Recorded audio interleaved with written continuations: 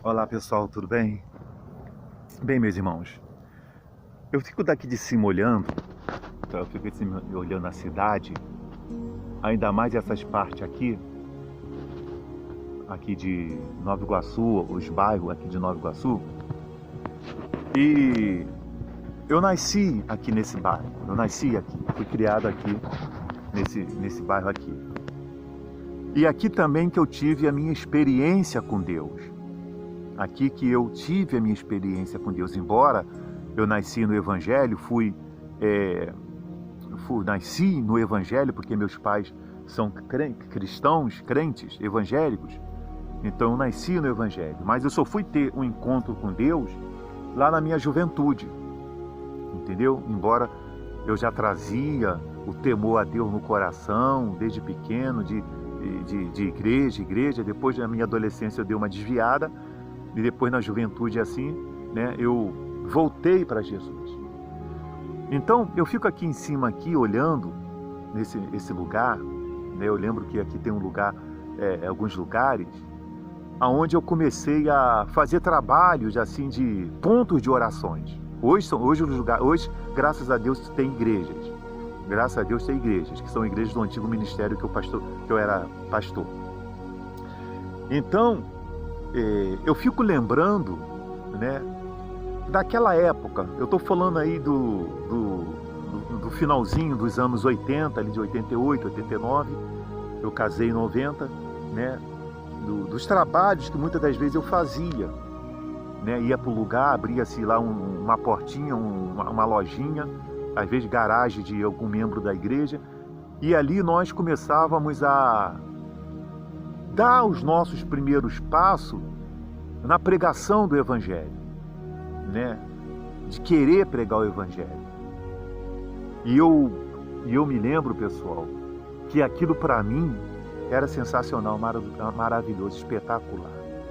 Eu era jovem, tinha ali meus 19 anos, 18, 19 anos, né? Depois, em 1990, eu casei, a minha esposa também começava a me acompanhar para algum desses trabalhos, tadinho.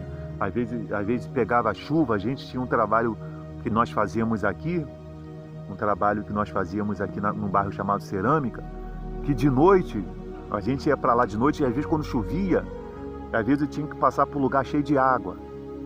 E ela passava, às vezes, né, com meia assim com água no joelhinho, entendeu? Às vezes sapo passando, a gente passava naquelas águas sujas de chuva, mas a gente ia cheio de amor no coração para aquele lugar. E quando a gente chegava lá, tava lá as pessoas esperando a gente, com aquele rostinho deles feliz, querendo buscar Jesus, porque era o lugarzinho que eles tinham, não tinha igreja. Aí a gente ficava naquele lugar, esse lugarzinho simplesinho, tendo aquela garagezinha, mas as pessoas tratavam tudo com amor, levava água, né? Chegava ali aquelas obreirinhas de Jesus, preparava a mesa com aquelas toalhazinhas, tratava a gente com amor tremendo, tratava a gente com amor. Oh, meu Deus do céu! Então, eu fico aqui lembrando, né, como é que a igreja de Cristo, ela vai, com o passar do tempo, ela vai mudando. Como é que a igreja mudou? Depois eu peguei, né, comecei a fazer preparação para pastor, juntamente com a minha esposa, nós começamos a participar de preparação para pastores, né, e depois viemos a ser levantados a auxiliar de pastor. Né? Algumas igrejas são evangelistas, nós fomos levantados auxiliares de pastores, e assim começamos a nossa trajetória na obra do Senhor. Depois de quase 6 anos, 6 anos depois, fomos ordenados a pastor. Aqui teve uma reunião, aqui uma vigília no Maracanãzinho, e 70 pastores foram entrevistados, foram passado um pente fino neles, com a direção do bispo responsável da época, o pastor responsável da época, e eles passaram um pente fino, né, para saber como é que estava a vida, como é que estava o casamento, como é que estava a sua relação com Deus, para ver se aquele pastor ele estava apto realmente a ser consagrado, a ordenado ao ministério ou não. Então, eu não cheguei a pastor de qualquer maneira. Eu sei os caminhos, eu sei o que eu passei juntamente com a minha esposa para que um dia nós pudéssemos, pessoal, ter o óleo derramado sobre a nossa cabeça. Eu vou ver se eu consigo, na sequência, depois aí colocar algumas fotos da nossa consagração. Então, nós não chegamos a essa unção no derramamento daquele óleo de qualquer maneira. Não foi de qualquer maneira, entendeu? Não foi de qualquer maneira. Foi numa seriedade, foi numa coisa santa, foi numa coisa espiritual. Foi numa coisa espiritual. E hoje, às vezes você fala assim, então o que foi que aconteceu? Eu já expliquei aí o que foi que aconteceu. Qual é o problema? Onde é que estava o problema? Porque quando eu resolvi, esse chamado veio e eu me entreguei a esse chamado, sabe o que eu queria juntamente com a minha esposa? É ganhar almas. É levar o evangelho que salva as pessoas. Mesmo a igreja tendo lá o seu dia da campanha da cura, da família, da prosperidade, mas respeitando o propósito maior que era ganhar almas, que era levar as pessoas num batismo no Espírito Santo. Tanto que os cultos, tinha 2 cultos na semana dedicados às pessoas buscar o Espírito Santo. Então, quando lá na frente, depois de 10 anos mais ou menos, eu comecei a perceber que a coisa começou a desviar. Aqueles cultos de pastores que eu ia antes, que eram cultos para nós poder ter ali orientações, para nós nos fortalecer, orientações para nós levarmos o povo a ter um encontro com Deus, o povo a ter um novo nascimento, a ter o batismo com o Espírito Santo, uma palavra para nos fortalecer como pastores, uma palavra para fortalecer nosso casamento, uma palavra para fortalecer a nossa vida espiritual. Era feita muitas das vezes Santa Ceia conosco para nos fortalecer. Quando eu vi que aquelas reuniões já não existiam mais, que eram reuniões agora para poder passar propósitos para o povo, para reuniões agora para poder reunir, para falar só de campanhas. O cúmulo do absurdo foi quando fez uma separação.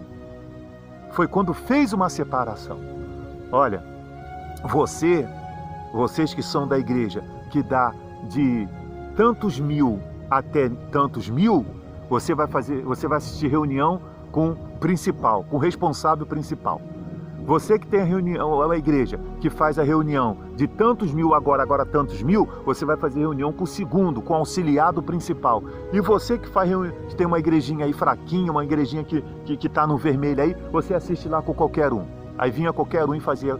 Como eu era da igrejinha, entendeu? Mais fraquinha, porque eu não tinha aquela ganância de crescer, eu queria salvar, ganhar almas, não que os que estivessem nas igrejas maiores, eles não tivessem isso também, entendeu? A um, Deus dá o talento de 3, a outros 2, a outro 1, cada um dentro da sua capacidade, mas Deus vê todos de igual olhos, entendeu? Não estou aqui menosprezando quem estava numa igreja maior e melhor, não é isso. Não deixam de ser de Deus, eram de Deus, mas eu estou falando, pessoal, como é que as práticas vai chegando e os desvios do propósito foi acontecendo com o passar do tempo, aonde foi fazendo com que aquele trabalho gostoso que eu tinha de fazer, que era ganhar almas, evangelizar, da forma que evangelizava juntamente com a minha esposa, juntamente com os trabalhadores, a forma que eu saía na rua para evangelizar, agora, pessoal, o negócio era campanha, era o propósito, agora é a campanha. Era campanhas. Quando chegava em épocas assim como política, esqueciam-se Jesus. Se esquecer um tempo em Jesus e agora vamos focar nos nossos candidatos. Agora, aquela tarde de domingo que era tirada para poder sair para ganhar almas, agora era sair para panfletar para o candidato. Eu estou mentindo? Eu não estou mentindo. Deus sabe que eu não estou mentindo. Eu estou mentindo, Jesus? Eu não estou mentindo, Jesus. O Senhor sabe que é verdade. Sabe que é verdade que eu estou falando. Eu não estou aumentando não, pessoal. Estou falando aqui a realidade para vocês. Entendeu? Então, essas coisas foi me tirando de contexto. Eu falei, Jesus, não foi para isso que um dia eu resolvi pregar o Evangelho.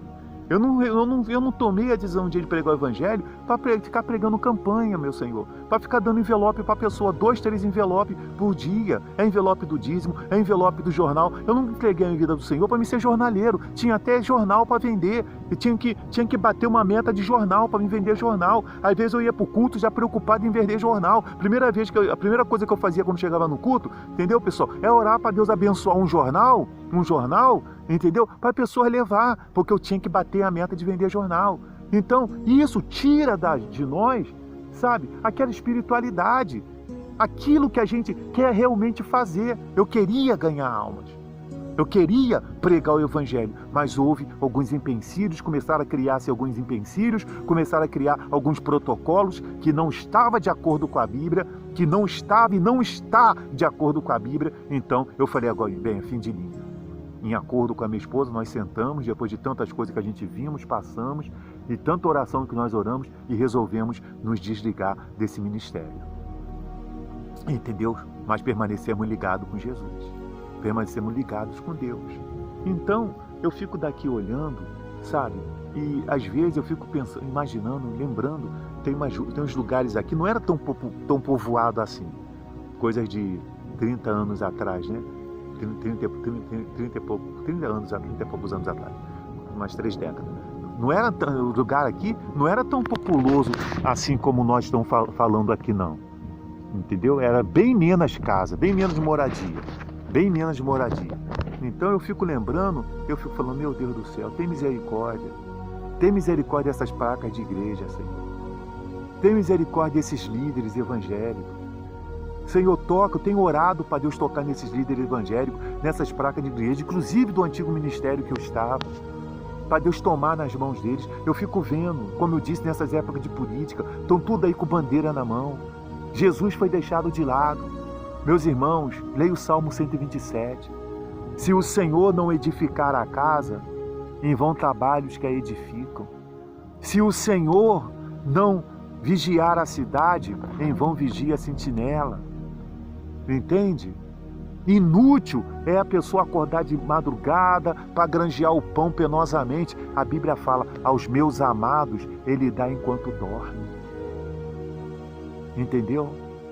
Davi disse, uns acreditam em cavalo e outros em seus cavaleiros. Eu confio no Senhor. O nosso socorro não vem do Oriente nem do Ocidente, vem de Deus. Não adianta vocês querer fazer força política. Não adianta vocês achar que vocês ficar do lado de presidente, do lado de senador, você pegar um pastor da sua placa de igreja, ou 3 ou 4 pastores, você querer inventar um partido político. Não adianta você querer botar uma porção de pastorada dentro da política, você aparecer na foto do lado dessas autoridades. Não pense você que a palavra de Deus vai deixar de se cumprir na perseguição, na tribulação, na provação, porque você tem alguém político do teu lado. Não pense não, porque a palavra de Deus vai se cumprir. Ela vai se cumprir pro propósito que ela tem. Confie em Deus, meu irmão. Confie em Deus, deixa de ser fariseu hipócrita. Confie em Deus. Confia no Senhor, aprenda a botar o joelho no chão para conquistar o seu espaço, porque é isso que o homem de Deus faz. O homem de Deus não dá atalho. O homem de Deus, quando quis dar atalho, Deus abriu a boca de uma jumenta para falar com ele. O outro foi parar na boca da baleia. Todos os homens de Deus que quiseram pegar atalho, ou eles morreram ou foram para uma situação desagradável. E às vezes você, fariseu hipócrita, você está indo para uma situação desagradável, sabe por causa de quê? Porque você está pegando atalho. Porque você está pegando atalhos. Joelho no chão, é jejum, é oração, é propósito com Deus que faz a situação mudar. É isso. Então, meus irmãos, é muito bom servir a Jesus. Eu não me arrependo em momento algum de ter servido a Jesus. Entendeu? Da forma linda em que eu comecei o ministério pastoral, da forma linda em que eu comecei a fazer meu trabalho como obreiro, como evangelista. Olha, para mim foi maravilhoso. Eu acho que eu não teria essa estrutura hoje, esse amadurecimento, essa sanidade que eu tenho hoje, se eu não tivesse passado por tantas coisas, pessoal. Por tantas coisas, que só me trouxe experiência. Para hoje, eu saber entendeu? Como falar com você. Eu saber como falar, com respaldo para falar, tá certo? Que Deus abençoe a todos. Até o próximo vídeo.